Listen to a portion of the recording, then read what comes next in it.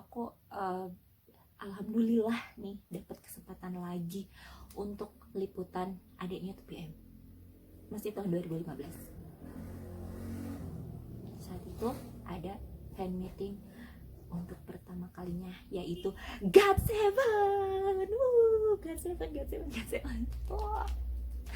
Jadi waktu itu GOT7 pertama kali datang ke Indonesia dan mereka menggelar fan meeting di kota Casablanca.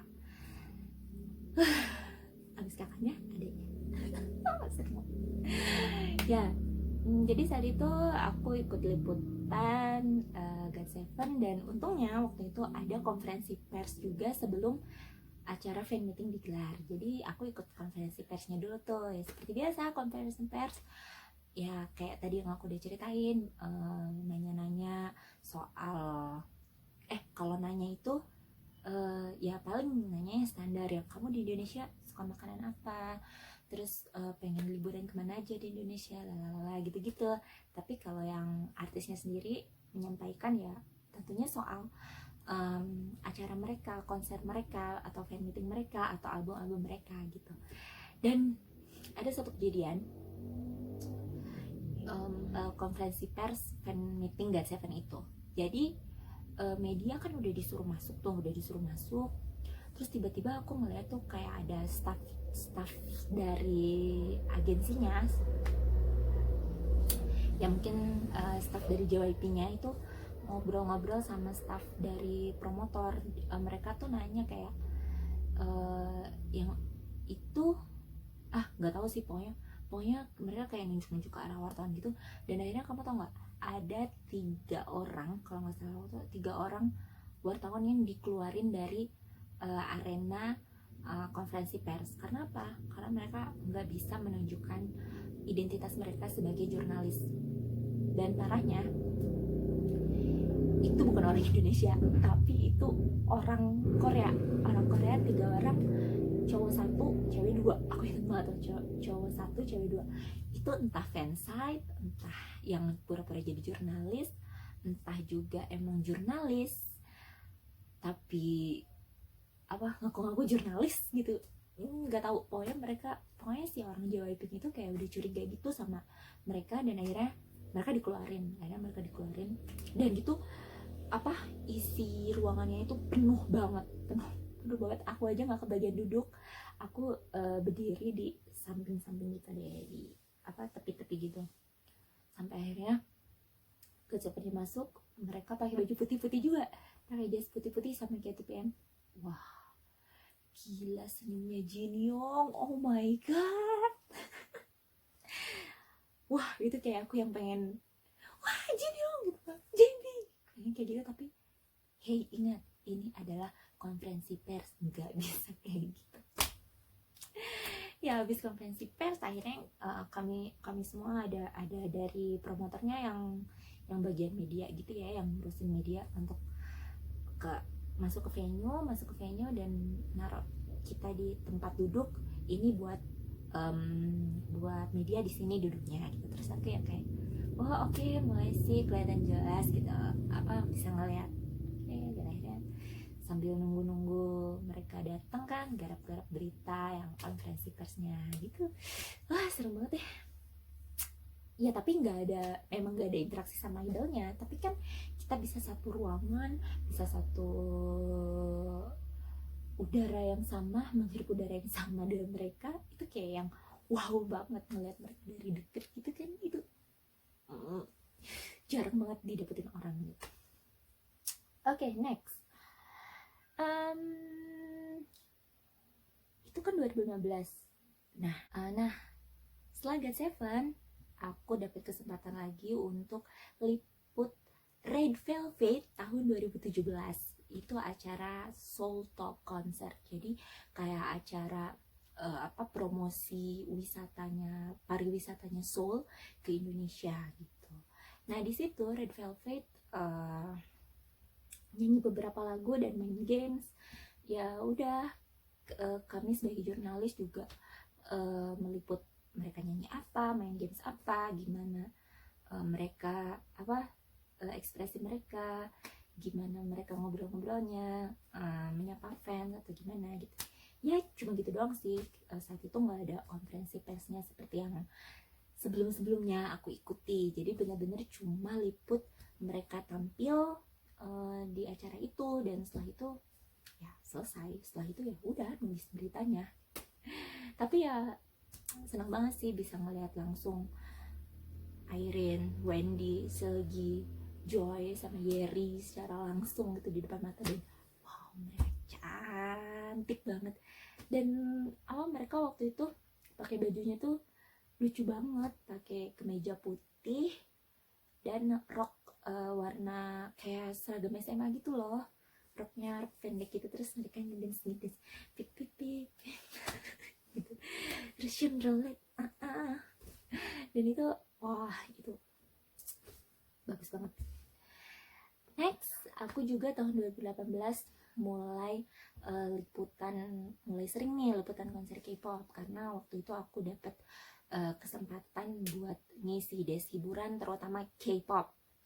Nah, tahun 2018 ini aku mengawali liputan K-pop dengan meliput rangkaian acara Korea Festival 2018. Nah, di acara itu ada yang namanya acara K-pop concert. Nah, kebetulan yang diundang di acara itu ada 5 artis, yaitu Highlight yang dulu yang namanya Beast, terus Card, Loveless, Snooper, sama Lin itu yang nyanyi soundtrack drama itu. Mantap suaranya. Nah, saat itu aku antusias banget karena itu adalah pertama kalinya aku liput dan melihat Highlight secara langsung. Oh my god. Sayangnya saat itu Highlight cuma datang berempat. Jadi yang datang tuh cuma Junhyung, Dongwon, terus Yosop sama Gikwang. Iya bener, sama Gikwang, cuma berempat. Karena Dujun itu lagi wamil. Dan itu pertama dan terakhirnya juga aku ngeliat Junhyung as Highlight. Karena ya seperti semuanya tahu kalau Junhyung sekarang udah keluar dari Highlight dan udah nggak di Highlight lagi. Dan itu liputannya di kota Casablanca. Kalau itu aku antusias banget karena ada konferensi persnya lagi nih.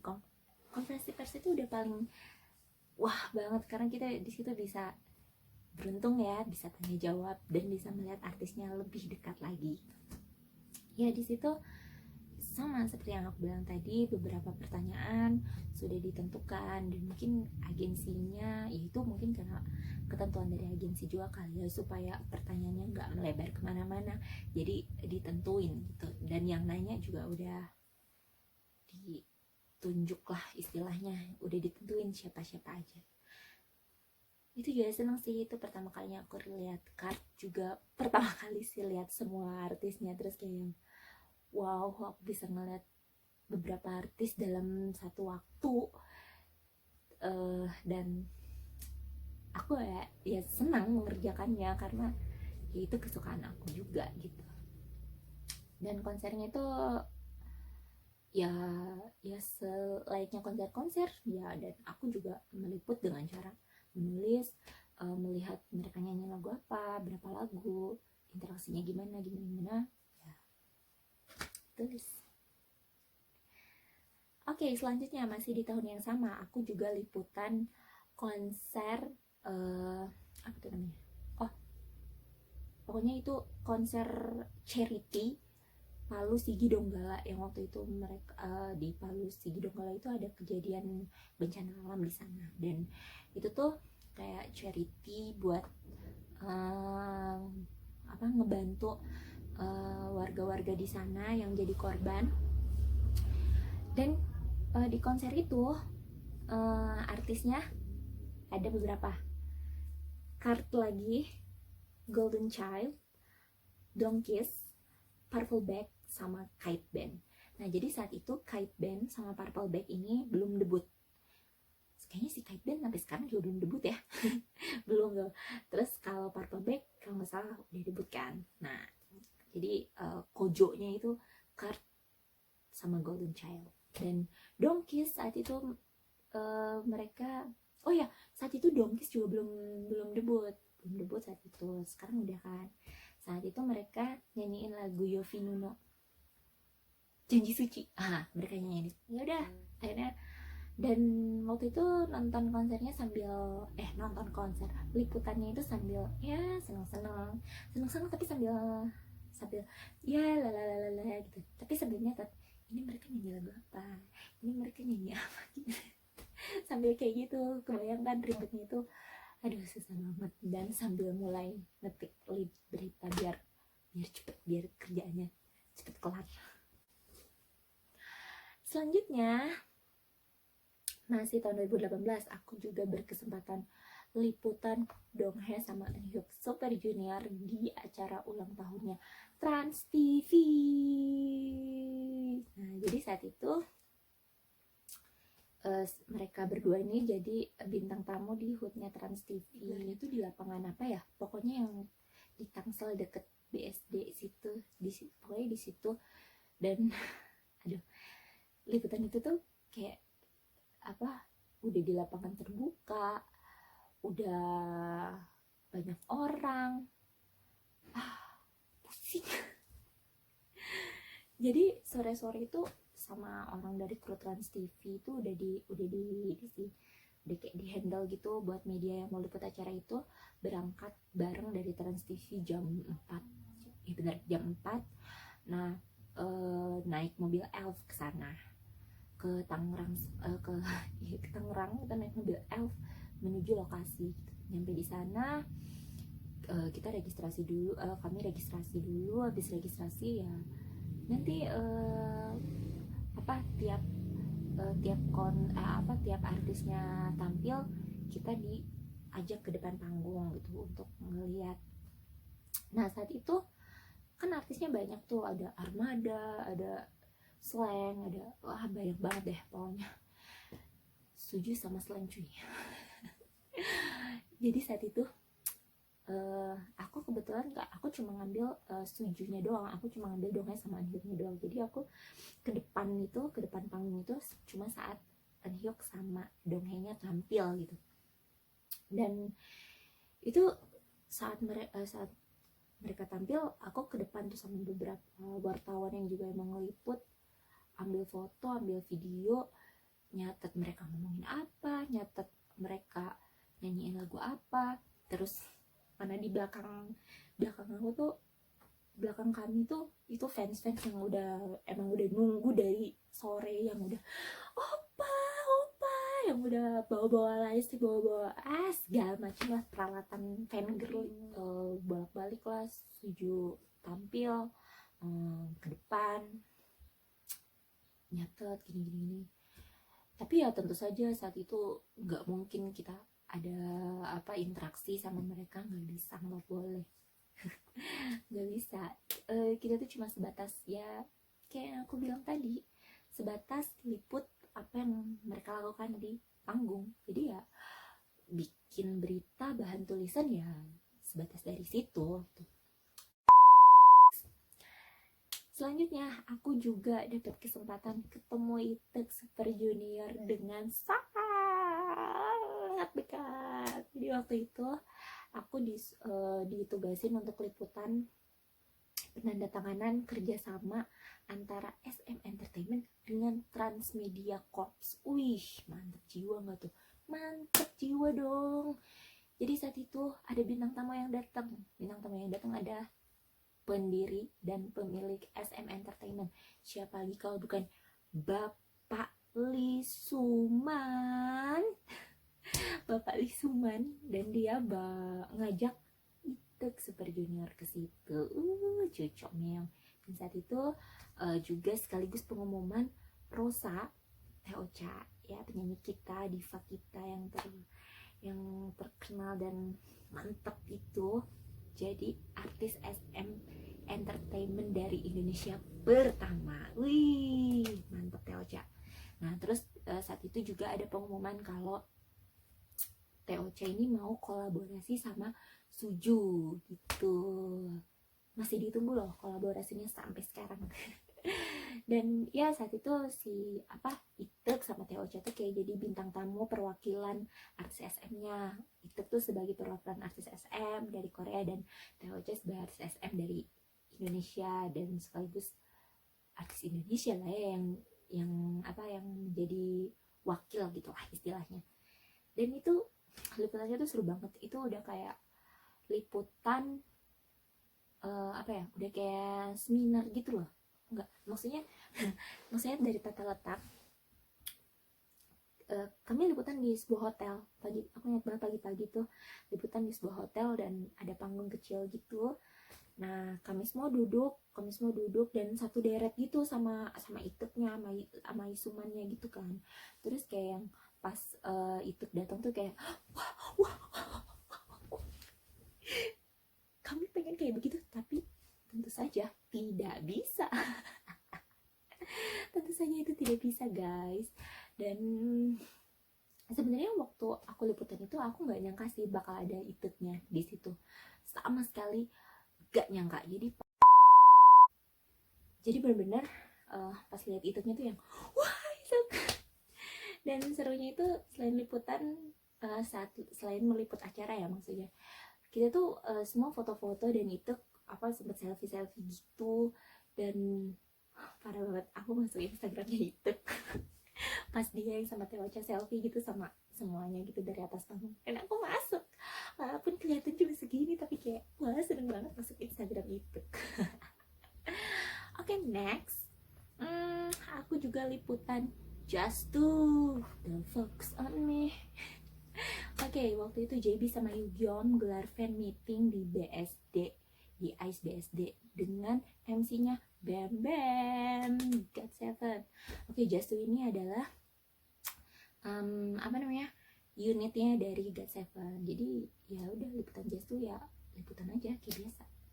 Melihat mereka tampil di panggung aja. Saat itu nggak ada konferensi pers seperti sebelum-sebelumnya juga.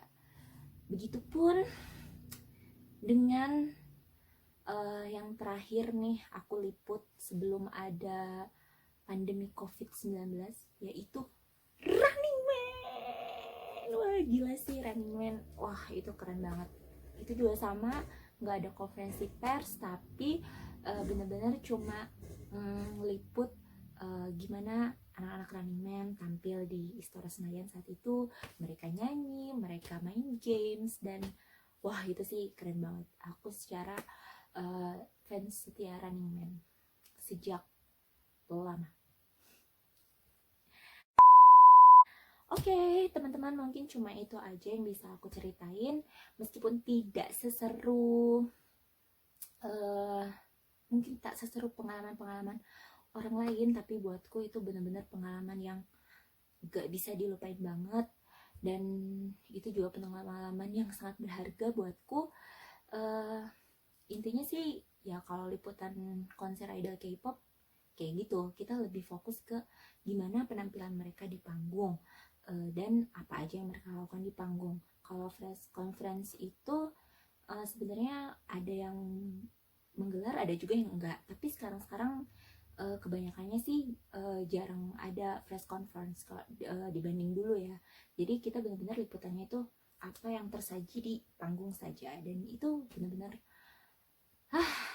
ya kalau liputan konser kita senang karena ya mungkin kita nggak bayar ya untuk bisa melihat mereka, tapi ya gitu, kita harus bisa menulis dalam situasi yang benar-benar tidak memungkinkan untuk menulis gitu. Di saat orang-orang sedang kita harus fokus. Kita nggak bisa kayak mereka, kita nggak bisa total kayak mereka gitu yang datang benar cuma buat nonton gitu. Tapi intinya itu semua menyenangkan, dan itu juga buatku nggak bisa terlupakan. Terima kasih udah nonton, sampai ketemu lagi, dadah.